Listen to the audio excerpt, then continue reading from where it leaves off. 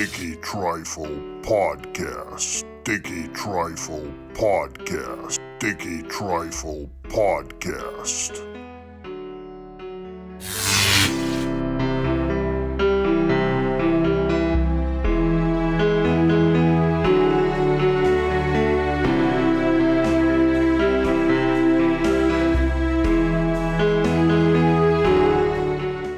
Welcome once again. In this week's podcast, we are in somebody's garden. We're going to be in our guest's garden this week.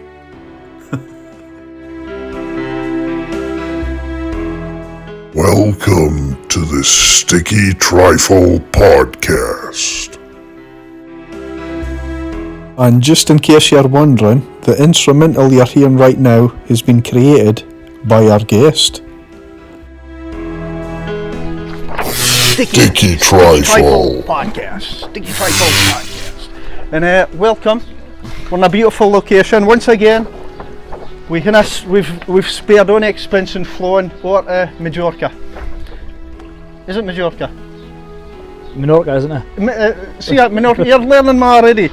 So, in case anybody doesn't care, because this has been a long time coming, so we should really crack up in a beer, should we? Well, I did promise you about 4 years ago. You did, and he keeps on rejecting, saying he's too busy, or he's recording an album, or he's always got things going on. Thank you. So we're just going to say a quick toast to summer, which has officially started. We'll say cheers now, by the way. Worst time of the year. Cheers, thank you. Roll on it. Roll on it. So in case anybody doesn't care, it's Kenneth Watt. Kenneth Watt. As in Zenith. Kenneth No, as in Zenith. it's just a coincidence. Right, is it? Ah. Okay. Now, basically, I've been wanting you on for ages, and we've finally got to a stage, and we're in this brilliant location, which is your garden. Right. It's a brilliant garden. I love you've got a pond here with your fish and everything. It's really good. So I want to start off, Kenny, like your childhood. If I got you into rock, to start with. Was it like, did your dad? Probably, my dad likes classic rock, I suppose. Mm-hmm. Neil Young, that kind of thing, which I'm really into myself, so. But probably Queen live at Wembley in 1986. I think it was live on TV. I think I'd been 7. And that impressed you? And I mind being up late watching it with my father, so that's probably where I probably started. And like Freddie Mercury, he was flamboyant, he had that stage presence. A bit like myself. And exactly. And he could sing very well. A bit like myself. A bit like yourself. I'm only joking. No, you can't, and we're going to get up to that. Now, so like, moving on for like your childhood, on to careering.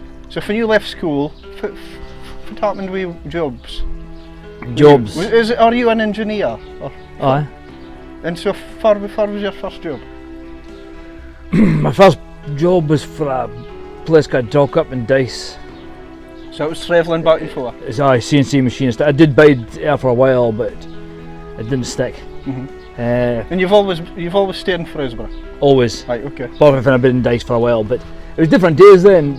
Dice was miles away from Allway. If you go through Dice now, it's joined on to the rest of Aberdeen. Mm-hmm. Again, because there's been that much build up to Aberdeen over the last few years. So I was through there, I'm a bit clueless, a bit young, didn't really ken what I was doing. CNC machinist. It's hard, isn't it? Because when you're young, you got to be a rock star. So I heard. So was you playing, like, was you doing instruments? Was you recording stuff back then or no? No, nobody recorded anything back then. Okay. When nobody can fit the word in. So what age did you start into getting into instruments? Probably. Like, was it drums to start No, with? no, guitar, then bass. It's always been guitars? Oh, and bass, aye. Okay. When I heard Nirvana, Nevermind, and I think the Black album by Metallica was at the same time. So I thought, I could do it, that's fine. Started playing guitar. And so, funded, like, first, let's say, getting into pubs, when you started doing gigs. What age was that when you started doing gigs? I think it was 15. I think me and the first band, me and my mates, Glendon and John Wiseman, Daniel Buchan, was in a band. We played like we played the youth. What's it called? You went back to school. In Fraserburgh Academy, you mean? Fraserburgh Academy, the hall, near the hall, the I can't find you social mean, area. the actual We played the social area okay. and in the school, and we thought we were rock stars. It was a good night. Aye. I'll remember it. Then we started getting gigs and cheers from we were 15 because Daniel Bahan's uncle owned Cheers at the time. So I think nobody would give us a gig. It was very hard for a young band to get a gig in Fraserburgh. So like nowadays, if you had a couple of months where there's been no gigs at all, like as a lockdown. Oh, I retired when I was 27. And so how did you come out of retirement? Well, Zenith kept on going, and then we kept on changing. Folk were leaving, and we was a bit unsure. When I was 27, I felt about 4,000 year old because I was young kids playing, and you're like, I'm an old man. Yeah. It's funny how you are. You evolved, if you, and you start looking at a younger age and going, wait, I used to do it. But it's funny when you're in your 20s how old you feel. Yep. And then when I was 30, 29 maybe, 10 years ago, 10, 11 years ago, I got a phone call on a Friday night to stand in playing bass with the Pork Chop Express. So I went down and played with them, and then probably me and Will has been inseparable since. So, a kind of bands, can I just name them, and I'll ask you in fit order if I'm right or wrong. So we've got Zenith.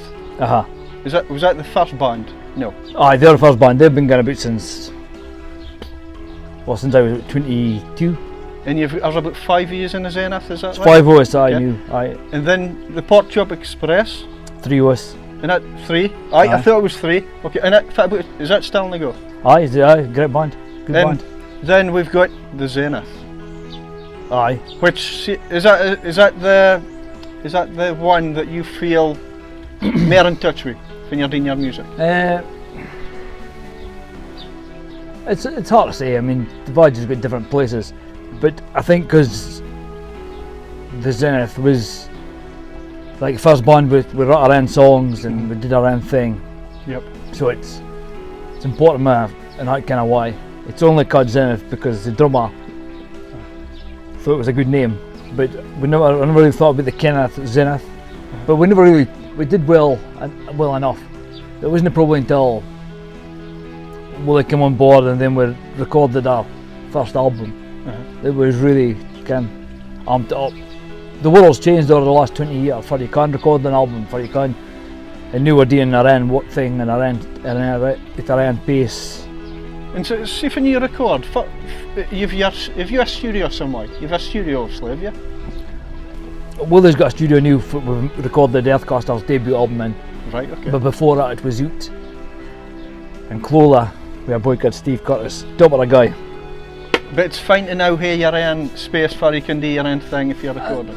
I think so. I think if I listen to the 3 Zenith albums, and there is some cracking songs on them, but as always, we could have spent more time on it. We could have done it better. So it's a blessing to do it yourself, but at the same time, you can drive yourself crazy trying to get something perfect. Maybe perfection is unachievable. And should we make it clear that you write your songs, didn't you? Well, no. So far right to the reins if you didn't write them? Abdi writes them. So Abdi has a go. So is it kind of intertwined? It's hard. I mean, I might come with a song, or Willie come with a song, John come with a riff, Graham comes with a riff. That's Zenith. Yep. Okay. Or we could just say like a half a bit and we'll get together and we'll get a song that we can. Some songs I write myself, some songs Willie write himself. Some songs are as all as I've been playing guitar. Now, when I've heard you sing, I hope this is a compliment, but you mind me and Roger Daltrey for the Hoofs when you perform. But I hope you took it as a compliment. That's what I see Kenneth when I see you sing. That's but you're a very talented singer, you've got a good voice on you. The other thing I was wanting to mention, how does that affect your family life? Because you're married to Gwen. Aye. You've 3 kids. Three boys. 3 boys. And how do they find that for you? It's never been a problem. It's just, I mean, we've always played music, so it's not like nothing important. Probably nothing important or special to them. They're just like, oh, well, he's always doing that. That's just what he does. Yep. Can. And so, another thing, when you're performing, can it be intimidating when you're sober and you've got folk going, "Way!" Can like coming up to your band when you're singing and? No, no, I don't think so. I think it's nah. When you're starting out, maybe you get nervous and you feel intimidated or something. But I think when you do it long enough, you just get used to it. And because I've been lucky enough to play with really good players and surround myself with really good guys, there's comfort in that. I could never go out and do a solo set. I wouldn't feel comfortable. As in, so you would never go solo? No. Because do you feel more I think it's protected with the band, as in comfort? They're just protected. I mean, if you think of like the Zenith, that's like a family. They're like family, we're all like brothers. Yep. And so being with them is excellent, Ken. Or being with the Pork Chop we feel free, or the Healthcast are new, Ken. We're all mates. And I am considering maybe possibly releasing a synth album, but I would never perform it live. I think it would just be for myself, for my kids, grandkids. So you've started experimenting, you're saying? Aye, with my own stuff. Aye. And see when we speak out synth, is that speaking like 80s kind of style?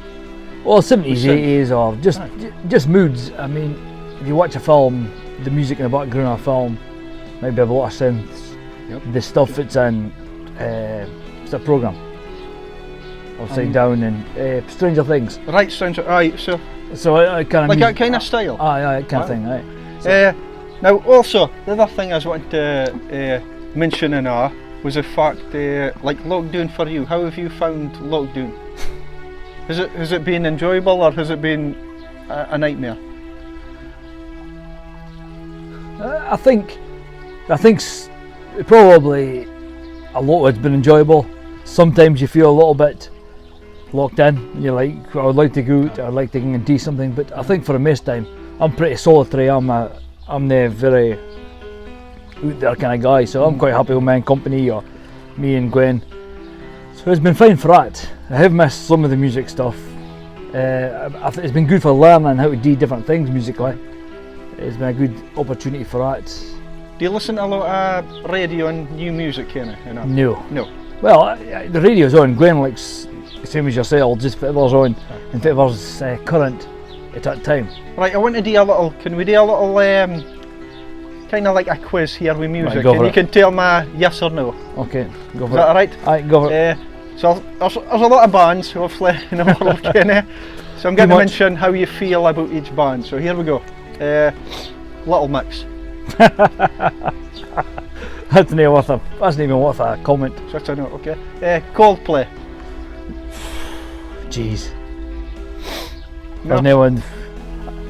It's unbelievable. A guy that can't sing, can't write a tune, can barely play a piano. It shows you give it Coldplay and make me think of it. If you've got money and you throw money at it for something, then success is yours, because zero talent. Dua Lipa. I don't even care what it is. You don't care.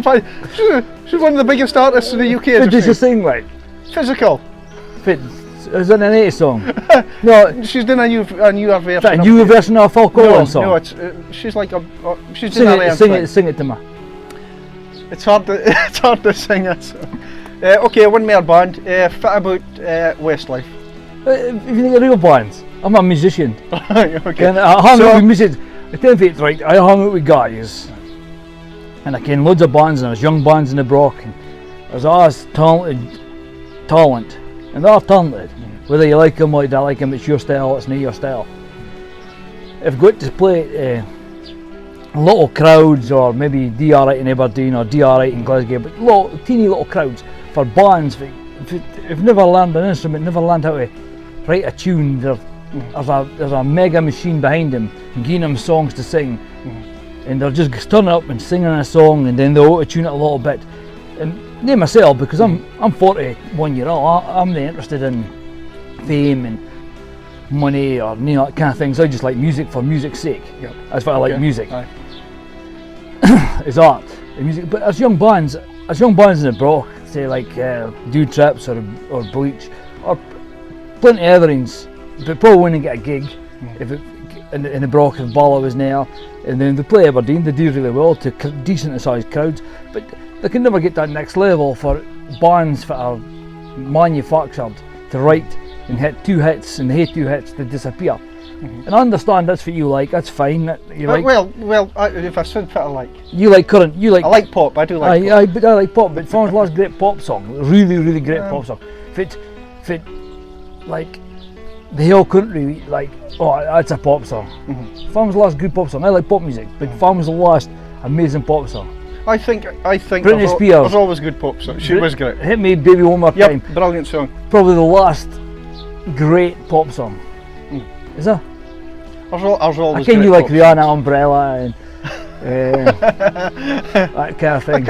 I love Calvin Harris. I love that kind of music. So it's like, to me, I think if it makes you feel good at the end of the day. But that's alright. Pop's got a place, but pop isn't art. That's what I'm saying. And pop isn't art.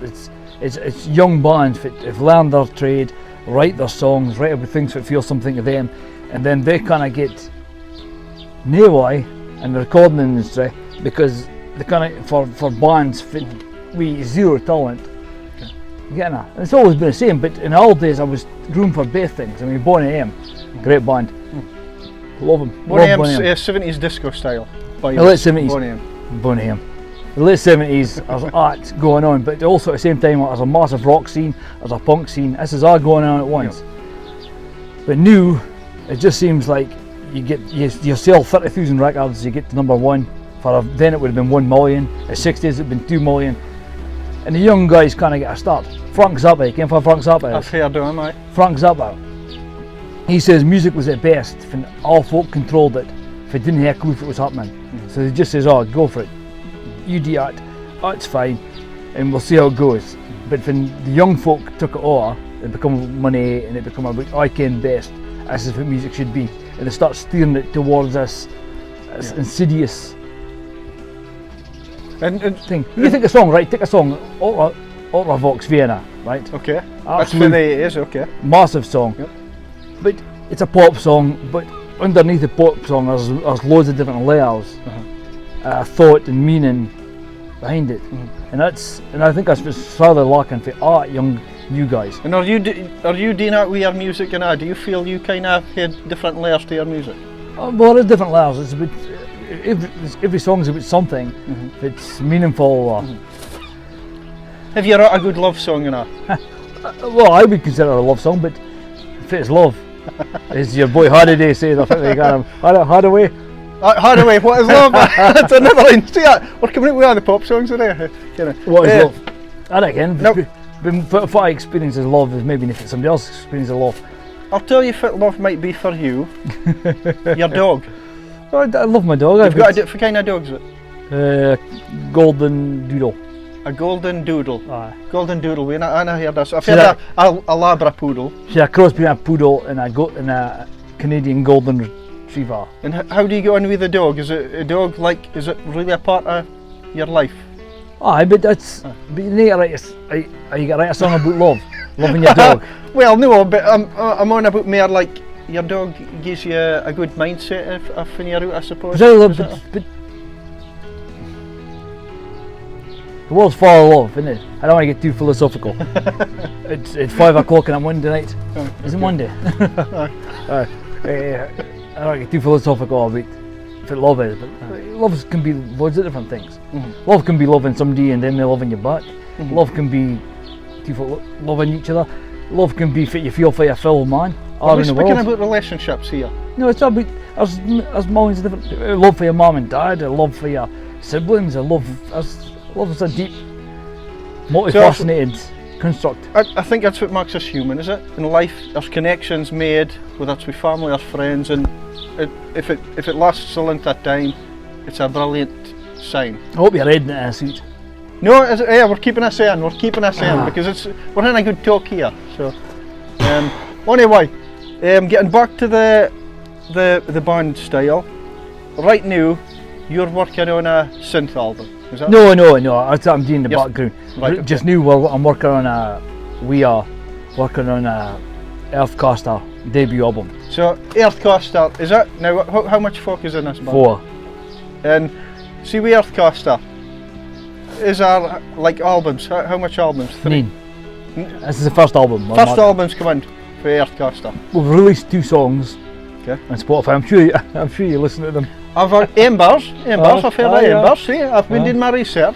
Coven and so me and Willie's working on a new. I think it was recorded before the lockdown, so we've been working through it. Now you mentioned Willie there, that's Willie for the Bala. Aye. As far as I can, he's going to be featuring on a podcast very soon and that. Hopefully. So the Balaclava Bar with Willie is coming up in that. Aye. And so you and actually I hope you're asking play the him. same band. Aye. I hope you're asking him the same questions. Well, it might be more bar related work we have. Okay. Aye. Because he runs a pub, does he? He does. Aye. runs a Does. pub, Aye. so. Does. Anyway, thank you for being on the podcast. Okay. Before we go, I'll tell you what I've liked about you, Kenneth. You always speak your views, and sometimes they're quite political and strong. But I like the way you put your case forward, because sometimes I can stumble. I can't argue with us. He's right. So that's how I feel if we had a discussion about things, kids. We'll start Marvel argument. We're gonna start Marvel and DC movies. So, but anyway, thank you for being on the podcast. Okay. And hoping you have a great summer, which we are. You already have in this place, is it? I'll tell you, if you're ever in the Brock, you should come and visit us. This is better than Cheers. I'm noticing anything. Right, thank you very much, Kenny, and good Okay. luck with Earthcaster Thank you. and Port Trip Express. And the Zenith's 4th album. And the Zenith's 4th album, and that's coming fun. Well, it hasn't started yet, but It's coming. it's coming. It's coming. Right, thank you very much. And then I could retire. And retire after that, and he's going to live a happy life with his dog and his family. Exactly. Right, thank you very much. We'll see you next week in the Sticky Trifle Podcast. Bye.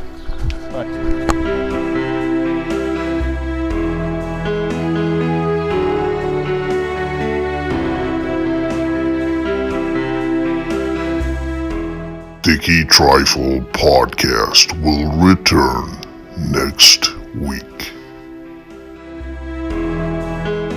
If you're wondering what his band sounds like, well, let's check out Earthcaster. Here we go.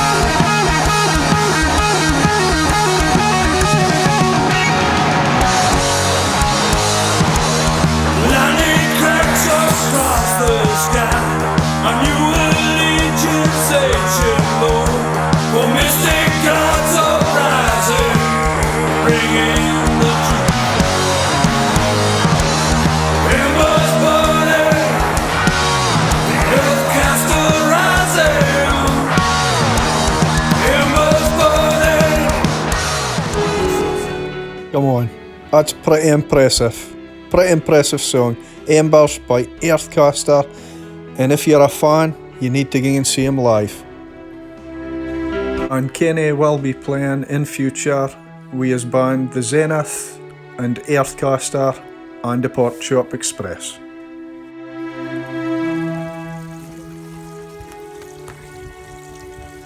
Stay positive and see you next week.